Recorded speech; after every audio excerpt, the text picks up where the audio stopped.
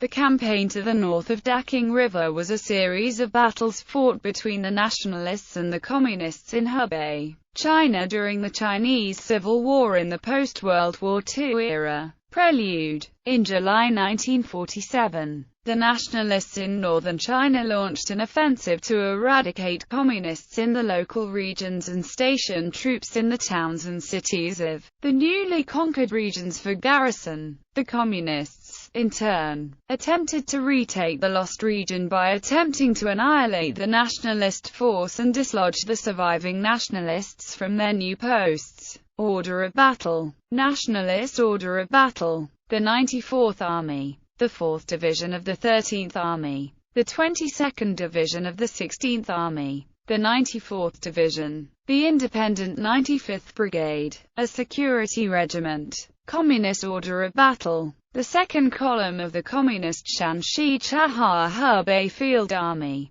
the 3rd Column of the Communist Shanxi Chaha Hebei Field Army, the 4th Column of the Communist Shanxi Chaha Hebei Field Army, the independent 7th Brigade of the Communist Central Hebei Military Region. The campaign. On the night of September 2, 1947, the Communist 3rd Column took the town of Zushui, inflicting heavy casualties on the nationalist independent 95th Brigade in the surprise attack, and forcing the defenders to abandon the town to regroup. After the initial success, the communists played the same trick again, this time targeting Lashui. This time, the nationalist garrison of the 5th Division of the 94th Army became the victim and was forced to abandon the city after suffering heavy loss in a fierce battle that lasted from September 6, 1947 to September 8, 1947. The three divisions of the nationalist 94th Army, the 5th Division, the 43rd Division and the 121st Division each sent out a regiment to reinforce the defenders at Lashui, while the 4th Division of the Nationalist 13th Army and the 22nd Division of the Nationalist 16th Army were mobilized for reinforcement by railway transportation. Although the nationalist response of sending out reinforcement was swift,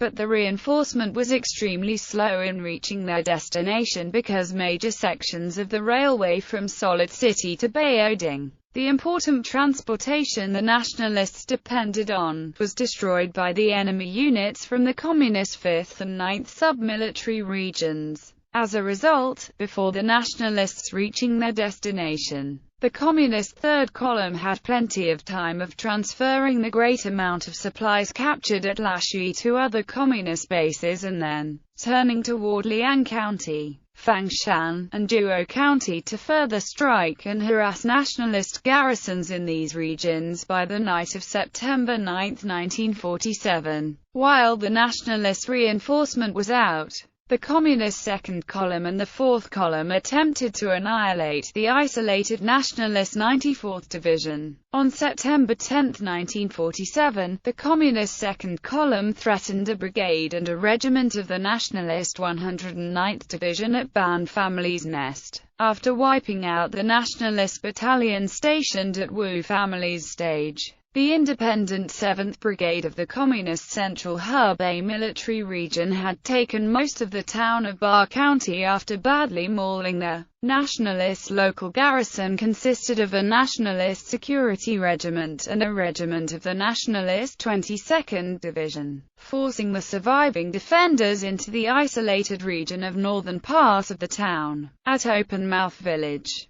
units from the Communist 10 sub-military region forced the defenders consisted of a regiment from the Nationalist 94th Division to give up most of the area and withdrew into three large bunker complexes. However, Communists failed to annihilate the Nationalists' forces at U Hill consisted of a brigade and two regiments after the Communist 4th Column was beaten back twice in their attacks on the besieged Nationalists. On September 12, 1947, the 4th Division of the Nationalist 13th Army, the 22nd Division of the 16th Army, the Nationalist Independent 95th Brigade, and the Nationalist 157th Brigade went out to reinforce their besieged comrades in arms, and learning the news, The Communists withdrew and the campaign ended in stalemate. Outcome: the result of this campaign was indecisive because neither side had achieved their original objective completely. For the Communists,